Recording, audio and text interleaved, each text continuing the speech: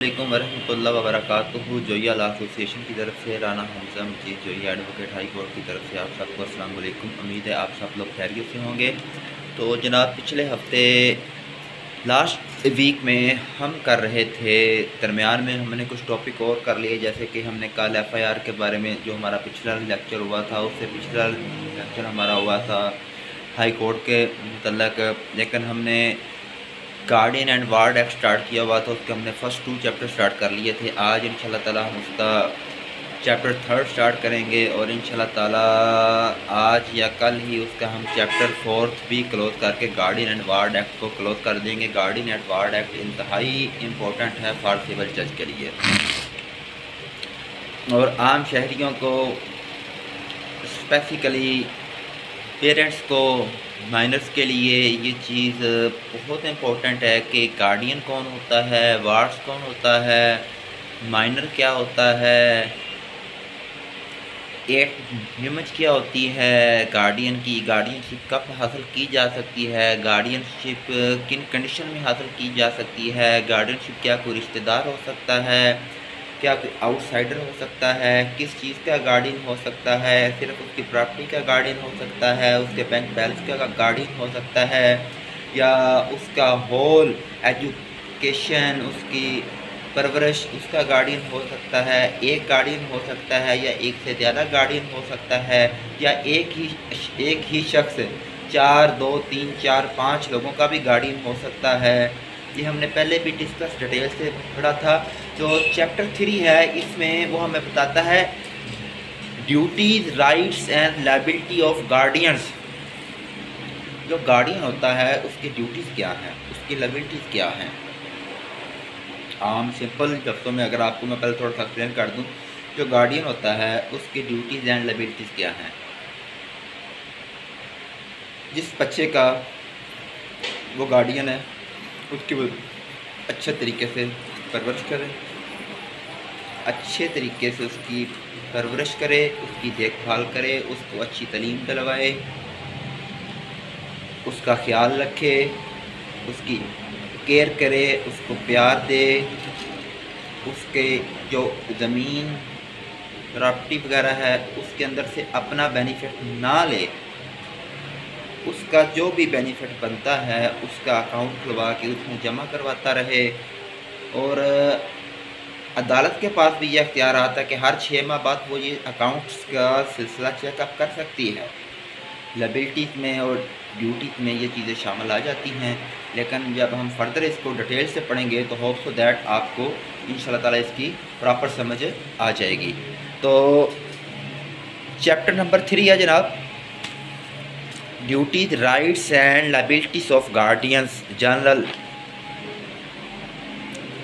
Section 20, fiduciary relation of guardian to wards. Guardian और ward के दरमियान जो फिड्यूशरी रिलेशन होता है वो क्या होता है। क्लास 1 कहती है a guardian stands in a fiduciary relation to his ward. Guardian का अपने वार्ड के साथ एक रिलेशन होता है। And save as provided by the will or other instrument if any by which he was appointed or by this act he must not make any profit out of his office. जो guardian होता है वो किसी भी किस्म का profit खुद नहीं ले सकता। उसके ज़िम्मे जितना काम कोर्ट ने लगा दिया है उसने सिर्फ उसी काम के मतलब उसी काम को फोकस रखते हुए अपना ड्यूटी सर अंजाम देनी है। क्लास 2 कहती है the fiduciary relation of a guardian to his ward extend to an effects purchases by the guardian of the property of the ward. अगर गार्डियन एंड वार्ड के दरमियान एक जो रिलेशन होता है उसके तहत guardian on the behalf of ward minor कोई प्रॉपर्टी भी खरीदना चाहता है तो उसके लिए उसे क्या करना होगा। By the ward of the property of the guardian immediately or soon after the ward has ceased to be a minor, and generally all transaction between them while the influence of the guardian still lasts or is recent। तो उसका भी वही तरीक़ाकार है कि बाकायदा court से permission लेना होगी विदाउट कोर्ट। जो भी गार्डियन है वो कोई भी स्टेप अपनी मर्ज़ी से नहीं उठा सकता। सीज कर दिया जाएगा, हर चीज़ को ख़त्म कर दिया जाएगा अगर गार्डियन अपनी मर्ज़ी से कोई भी ड्यूटी गलत तरीके से सर अंजाम देने की कोशिश करेगा। तो सेक्शन 21 कहता है capacity of minor to act as guardians. कितनी कैपेसिटी होती है माइनर्स की एज अ गार्डियन के हवाले से। A minor is incompetent. जो माइनर होता है वो तो इनकम्पिटेंट होता है, he is not competent. At the age of 21 year he is the competent. Majority age 18 year होती है, लेकिन जब गार्डियन होता है then the age is 21 year. Act as guardian of any minor except his own wife और child. यहाँ पे उसके अपने बच्चे और चाइल्ड ना हों। Where he is the managing member of an undivided Hindu family. और अगर वो हिंदू फैमिली से होता है द वाइफ और child of another minor member of that family. ऐसा माइनर ही इनकम्पिटेंट है।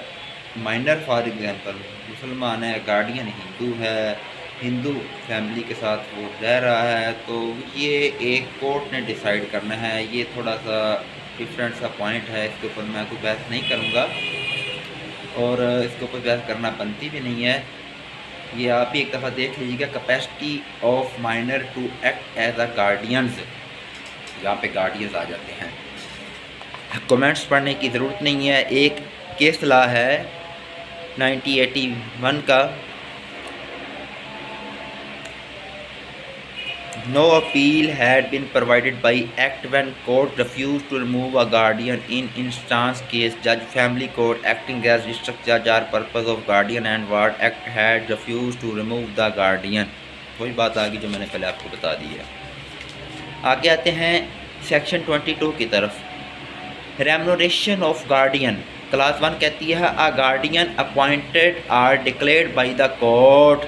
जो भी गार्डियन अपॉइंट होता है, डिक्लेयर होता है, थ्रू कोर्ट होता है। कोर्ट के बगैर कभी भी नहीं हो सकता, ना कभी आज तक हुआ है और ना ही हो सकता है।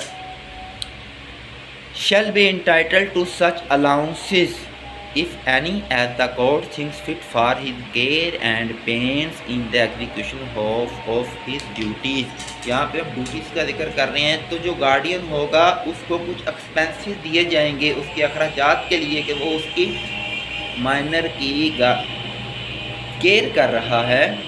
तो वो केयर कर रहा है तो उसको भी कुछ हुकूमत की तरफ से तो नहीं मिलेंगे। माइनर के पास की जो प्रॉपर्टी जो टैक्स बैलेंस होगा, कोर्ट एक अमाउंट फिक्स कर देगी कि इस हद तक तुम खुद बेनिफिट उठा सकते हो इसकी केयर के लिए, इसके अखराजात के लिए। और तुम अगर मुकम्मल तौर पे मुकम्मल ड्यूटी सिर्फ इसी पे ही सारा अंजाम दोगे तो तुम्हें इतना हर मंथ पैसे तुम्हें दिए जाएंगे एज ए तनख्वाह। क्लास 2 कहती है where an officer of government. जहाँ पे कोई ऑफिसर ऑफ गवर्नमेंट होगा, as such officer is so appointed or declare to be guardian. जो अपॉइंट हो सकता है as a guardian, such fees shall be paid to the government out of the property of the ward as the provincial government be general or special order directs. Class 2 कहती है जहाँ पे government में क्या आ जाएगा, कलेक्टर आ जाएगा, कोई भी सरकारी अफसर आ जाएगा, वहाँ पे उसको 1 रुपया भी नहीं दिया जाएगा। बामुताबिक कानून वो गार्डियन की केयर करेगा on the behalf of government. लेकिन यहाँ पे तो जो सरकारी अफसरान होते हैं वो तो माइनर का सब कुछ खा जाते हैं। बहरहाल ऐसा बहुत कम होता है, कोई ना कोई रिश्तेदार ईद वकारब या कुछ और हो जाता है। हाँ, कुछ जगह पे ऐसा भी होता है, रियलिटी होती है हर जगह पे, हर किस्म के केसेस मुख्तलिफ नौइयत के होते हैं। कल आगे आ जाता है section 23 control of collector as guardian. Collector के पास क्या कंट्रोल है गार्डियन का। A collector appointed or declared by the court to be guardian of a person or property or both of a minor shall in all matters connected with the guardianship of his ward be subject to the control of the provincial government or such authority as that government by notification to the official gathered appointed in this behalf। जो भी control of collector as guardian होगा वो through court declare होगा, खुद से नहीं हो सकता। कोर्ट उसके दिन में जो काम लगाएगी उसने उन कामों पे अमल दरामद करना है।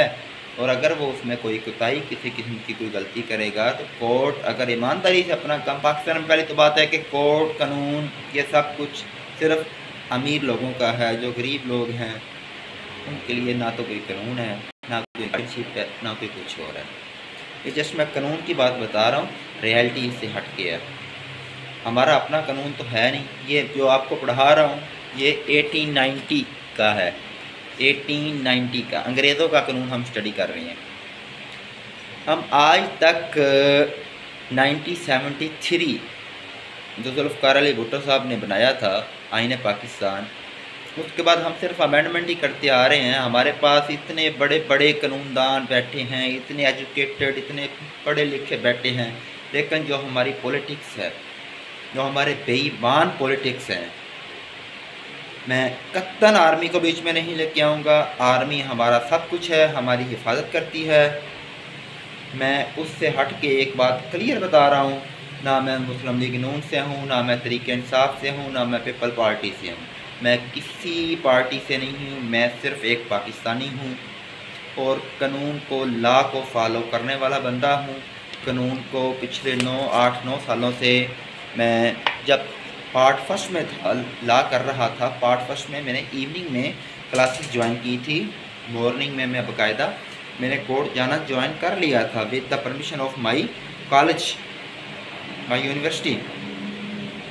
मेरे पहले 3 सालों में जो स्टूडेंट लॉ करके लाइसेंस लेके अपने पहले 6 माह या 1 साल या 2 साल इंटर्नशिप पे लगाता है, वो मैंने फर्स्ट ईयर से लेके 3rd ईयर तक वो मैंने एज ए जो एडवोकेट का एक क्लर्क या मुंशी होता है, मैंने उस तरह काम करके एक एक कागज़, एक एक डॉक्यूमेंट, एक एक चीज़ को अपने हाथों से लिख के आज अल्हम्दुलिल्लाह मेरी अपनी ज़ाती लिखी हुई 6 बुक्स हैं। कभी इंशाल्लाह मौका मिला, किसी दोस्त को ज़रूरत हुई, मैं अपने नोट्स ऑलरेडी, मेरा एक ग्रुप भी है लॉ एंड लाइट्स के नाम से, एक पेज भी है legal aid and free services. वहाँ पे अक्सर मेरे नोट्स आज तक अगर आप 2017-18 में जाएं पीछे तो बेशुमार मेरे आपको नोट्स भी मिल जाएंगे, बेशुमार मेरी आपको हर चीज़ मिल जाएगी। अभी भी किसी दोस्त को किसी किस्म के कोई नोट्सों की ज़रूरत हो, किसी हेल्प की ज़रूरत हो। और आज से मुझे कुछ अर्सा पहले एक दोस्त का हैदराबाद से फ़ोन आया था कि सर मैं ADPP बन गया हूँ और मुझे आपने जो 3 बुक्स के नोट्स प्रोवाइड किए थे सर, मैंने उन्हीं से ही तैयारी की थी। और आपने जब भी कभी, उसने कहा सर मेरी पोस्टिंग कराची हुई है, उसने कहा सर आपने जब भी कभी कराची आना है आपने मुझसे मिलना ज़रूर है। उस बंदे से मेरी आज तक फ़ोन पे बात नहीं हुई, सिर्फ फेसबुक पे हमारी बात हुई है। और वो उधर ADPP इस वक्त बन के अपनी ड्यूटी प्रॉपर तरीके से सर अंजाम दे रहा और इंतहाई काबिल बच्चे हैं। Age is just 27 years. और एक लड़की थी अटक और एक लड़की थी कोयटा की। एक जो लड़की अटक की थी वो बन गई ADPP और जो लड़की थी कोयटा की वो सिविल जज बन गई। मैं 2018-19 में उन्हें पढ़ाता रहा था फेसबुक पर। मेरा जो ग्रुप था लॉ एंड लाइट्स का, अल्हम्दुलिल्लाह 17,000 से अबव उसके मेंबर्स हैं। तो मैं ये सारा काम फ़ी सबीलिल्लाह करता हूँ। मैंने कभी किसी से 1 रुपया तक नहीं लिया और ना मैं लूँगा।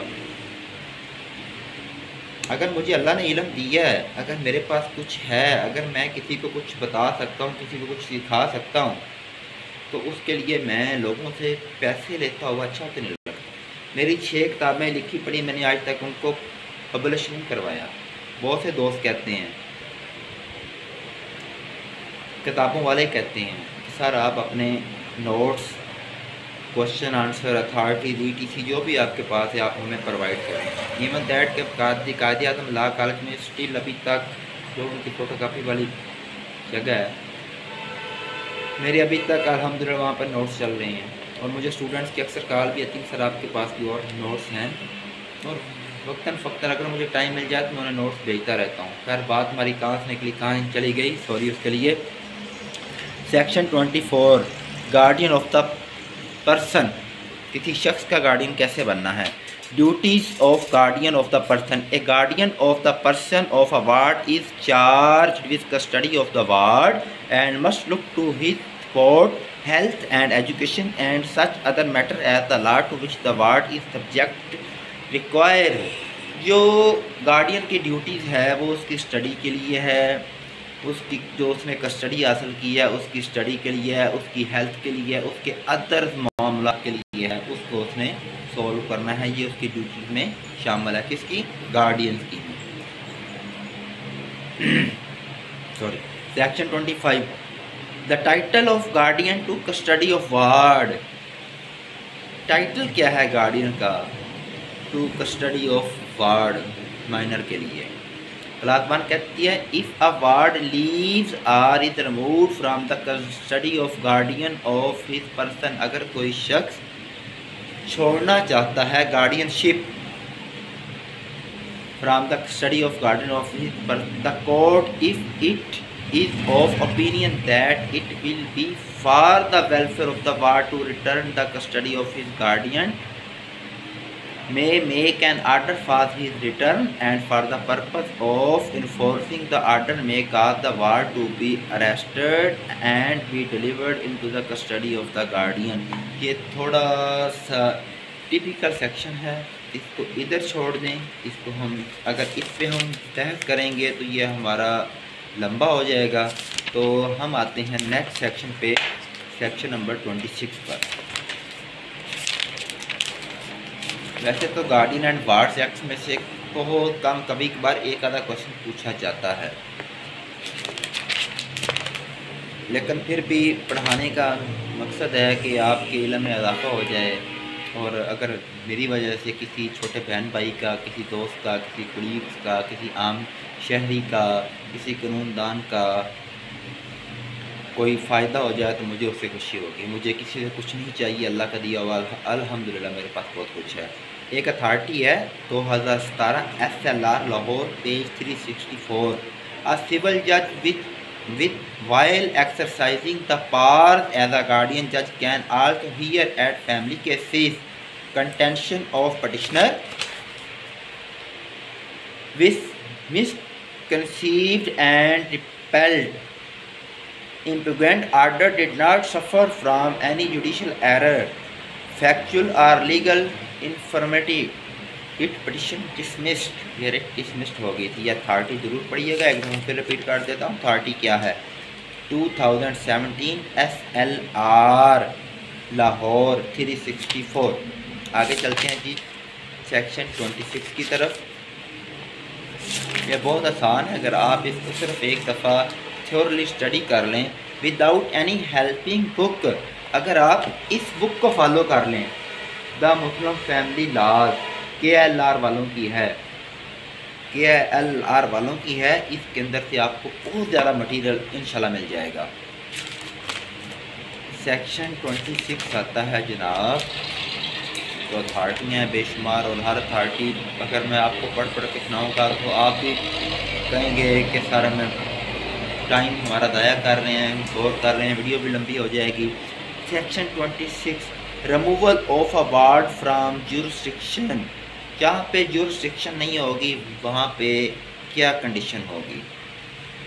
क्लास 1 कहती है a guardian of the person appointed or declared by the court, यानी कि जो भी गार्डियन होता है उसे कोर्ट डिक्लेयर करती है, अपॉइंट करती है। अनलेस यहाँ तक कि ही इज़ द कलेक्टर भी हो सकता है, or is the guardian appointed by will or other instrument shall not without he leave of the court by which he was appointed or declared remove the ward from the limit of its jurisdiction except from such purpose as may be prescribed। जहाँ पे court की jurisdiction ही नहीं बनती वहाँ पे कोई बंदा guardian appoint नहीं हो सकता। लेकिन एक्सेप्शन क्या है क्लास 2 में, the leave granted by the court under sub section 1 may be special or general and may be defined by the order granting it. अगर कोर्ट कोई स्पेशल ऑर्डर कर दे, कोर्ट को कोई शख्स प्रॉपर ऐसा मिल जाए तो कोर्ट उसको अपॉइंट कर सकती है। आगे आ जाता है section 27 guardians of property. Guardian की प्रॉपर्टीज के मतलब गार्डियन की ड्यूटी क्या है। Duties of guardian of property. A guardian of the property of a ward is bound to deal therewith as carefully as a man of ordinary prudence would deal it if it were his own, and subject to the provision of this chapter, he will it were his own, and subject to the provision of this chapter, he may do all acts which are responsible and proper for the realization, protection or benefits of the property। जो guardian की duty है, guardian की duty क्या है, अगर एक बच्चा minor है उसकी प्रॉपर्टी से जो भी बेनिफिट्स हो रहे हैं, जो भी फ़ायदे हो रहे हैं, वो खुद इस्तेमाल ना करे, उसका एक अकाउंट खुलवा दे, या जो कोर्ट ने उसके मुताबिक हुक्म दिया है उसके मुताबिक उधर वो जमा करवाता रहे और खुद फ़ायदा ना उठाए। Section 28 powers of testamentary guardians. Testamentary guardian क्या होता है, जिसे आम तौर पे कोर्ट चूज़ करती है कि उसको जस्ट टेस्ट करने के लिए कि क्या ये शख्स जो हदायत कोर्ट कर रही है उस पर प्रॉपर उतरता है या नहीं उतरता। सेक्शन 29 है limitation of part of guardian of property appointed or declared by the court. उसकी लिमिटेशन एंड पार्ट क्या है गार्डियंस की about the property of the, जो उसकी प्रॉपर्टी होगी माइनर की उसके मतलब है। ना तो वो माइनर की प्रॉपर्टी से कोई हिस्सा ले सकता है और ना ही कोई बेनिफिट ले सकता है, चाहे वो प्रॉपर्टी मॉर्टगेज पे ली गई हो, चाहे वो प्रॉपर्टी लीज पर ली गई हो। आगे आते हैं हम section 30 voidability to of transfer made in contravention of section 28 and section 29। यानी जो सेक्शन 20 और सेक्शन 29 में बताया गया है उससे हट के सेक्शन 30 के मुताबिक हम कुछ नहीं कर सकते, because it is the order of the court. Section 31 practice with respect to permitting transfer under section 29। Class 1 कहती है permission to the guardian to do any of the act mention in section 29, यानी जो section 29 में बताया गया shall not be granted, अगर वो grant नहीं किया गया बाय द कोर्ट से, except why that in case of necessity, जो कि ज़रूरी था, for an evident advantage to the ward, minor के लिए। क्लास 2 कहती है the order granting the permission shall recite the necessity or advantages at the as the case may be describe the property with respect to which the act permitted is to done the specific such condition, उसमें कुछ condition शामिल की जाएंगी। If any at the court में सी fit, अगर court को मुनासिब लगता है, टू अटैच द परमिशन, तो वो परमिशन दे सकती है। इट शैल बी रिकॉर्डेड, इसे रिकॉर्ड किया जाएगा। तारीख को डेटेड एंड साइन किया जाएगा बाय द जज ऑफ द कोर्ट, जो कोर्ट का जज होगा, विद हिज ओन हैंड, अपने हाथों से, और when from any cause he is prevented from recording the order with his own hand shall be taken down in writing from his dictation and be dated and sign by him. Sorry, अजान हो रही है, उतनी देर तक हम लोग का इंतज़ार करते हैं। मैं भी खामोश हूँ, अजान का एहतराम सबसे आगे है। इसके बाद हम क्लास 3 स्टार्ट करते हैं सेक्शन 31 की।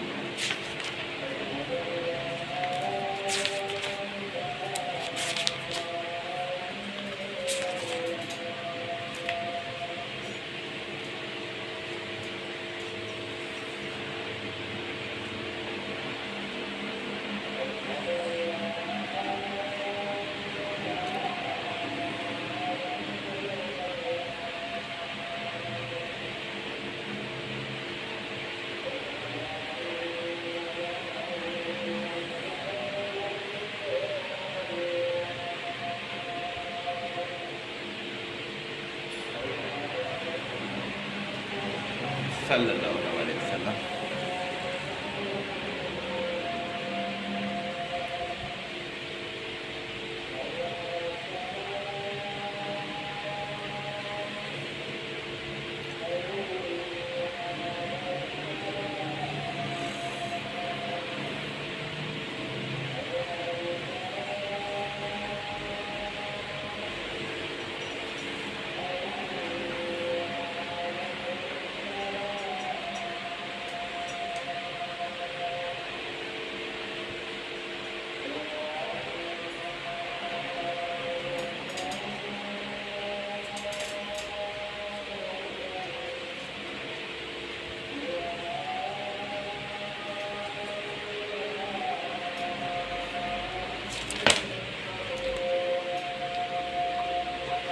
आपका बहुत शुक्रिया, आपने इंतज़ार किया। हमने सेक्शन 31 कंप्लीट कर लिया था। सेक्शन 32 की तरफ आते हैं।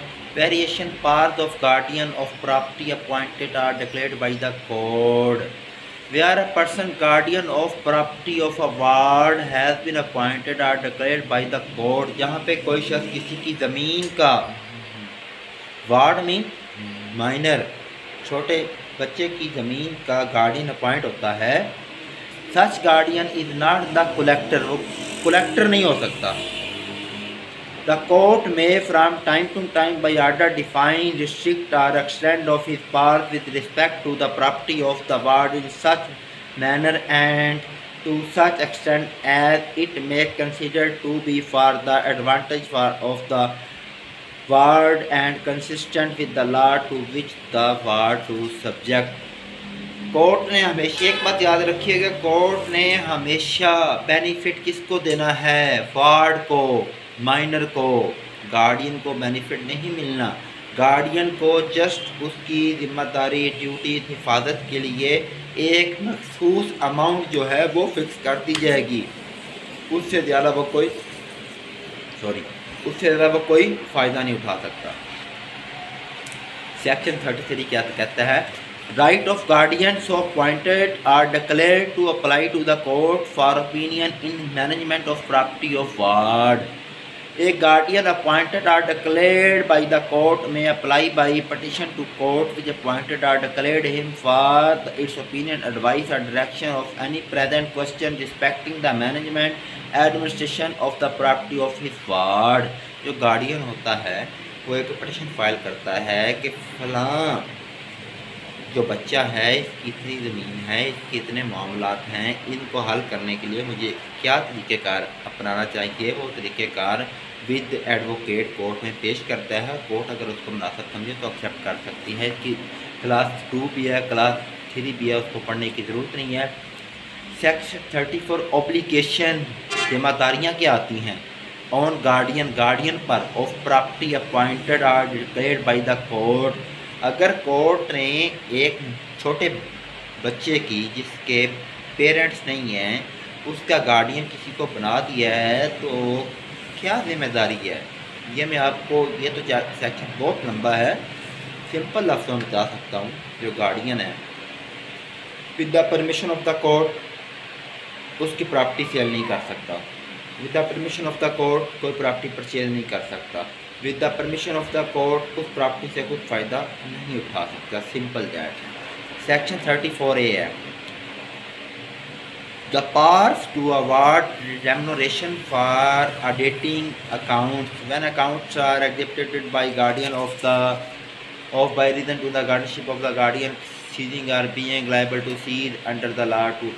अगर कोई भी गार्डियन उससे अपना ज़ाती मफाद हासिल करे तो कोर्ट के पास मुकम्मल अख्तियार आता है कि उसे सीज़ किया जा सकता है, ख़त्म किया जा सकता है, उसे गार्डियनशिप से अलग किया जा सकता है। सेक्शन 40 आ जाता है डिस्चार्ज ऑफ गार्डियन। गार्डियन को किन कंडीशन में डिस्चार्ज किया जा सकता है? अगर वो बेईमान है, बददियानत है, अगर वो ईमानदारी से अपना काम नहीं कर रहा, उसे गार्डियनशिप से कोर्ट ख़त्म कर देगी। Section 41 cessation of authority of guardian. ये भी वही है, अगर कोई गार्डियन की डेथ हो जाती है, अगर कोर्ट ये समझती है कि वो प्रॉपर जिम्मेदारी से काम नहीं कर रहा, सेक्शन 42 आ जाता है, appointment of successor to guardian dead discharge or remove. अगर कोई गार्डियन की डेथ हो जाती है तो एक सक्सेसर अपॉइंट करती है कोर्ट।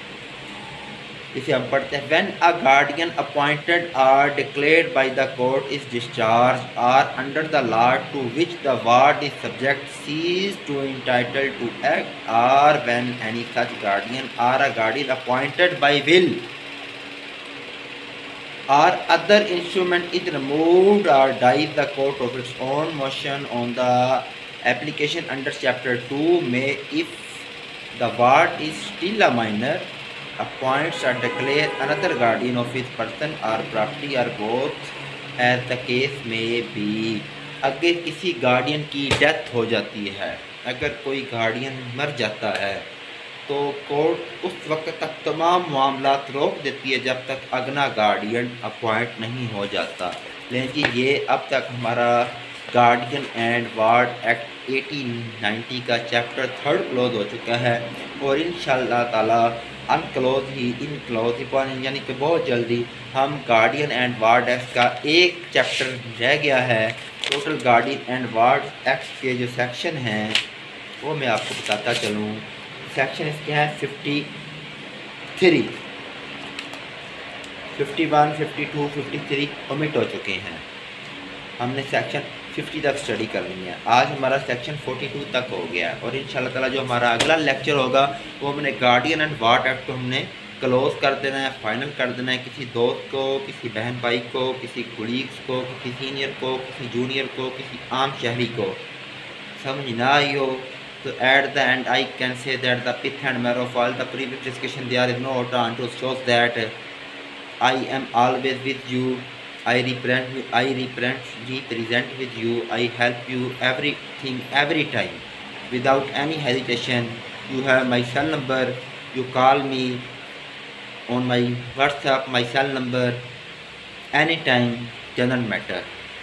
और ये जो कुछ मैं चैनल चला रहा हूँ, वीडियोस बना रहा हूँ, मुझे आपसे किसी से कोई फेवर बिल्कुल नहीं चाहिए, ना कोई सब्सक्राइब करे ना कोई लाइक करे, इससे मुझे कोई फ़र्क नहीं पड़ता। मैं ये पैसों के लिए नहीं बना रहा, मैं ये सिर्फ़ आम शहरियों के लिए बना रहा हूँ ताकि उनको कानून का पता चले। क्योंकि जो कानून का आने उन्हें तो ऑलरेडी कानून का पता है, लेकिन आम शहरियों को नहीं पता कि कानून क्या है। कानून पाकिस्तान में, फिर एंड पे कहूँगा, पाकिस्तान में जो पाकिस्तान है जिसमें हम रह रहे हैं, इस पाकिस्तान में कानून सिर्फ पैसे का है। जिसके पास पैसा है उसका कानून है, गरीब का कोई कानून नहीं है। लेकिन आम शहरियों को बताने का मकसद ये है कि वो कानून को समझ सकें। लेकिन तब तक के लिए इजाज़त दीजिएगा। इंशाअल्लाह ताला दोबारा बहुत जल्द आपसे मुलाकात होगी और गार्डियन एंड वार्ड एक्ट का ही जो लास्ट चैप्टर रह गया, चैप्टर 4, हम इसको कंप्लीट करेंगे। तब तक के लिए इजाज़त दीजिएगा। जोइया लॉ एसोसिएशन की तरफ से, हमजा जी जोइया एडवोकेट हाई कोर्ट की तरफ से अस्सलाम वालेकुम। पाकिस्तान जिंदाबाद। अपना ख्याल रखिएगा, खुश रहिएगा। अस्सलाम वालेकुम।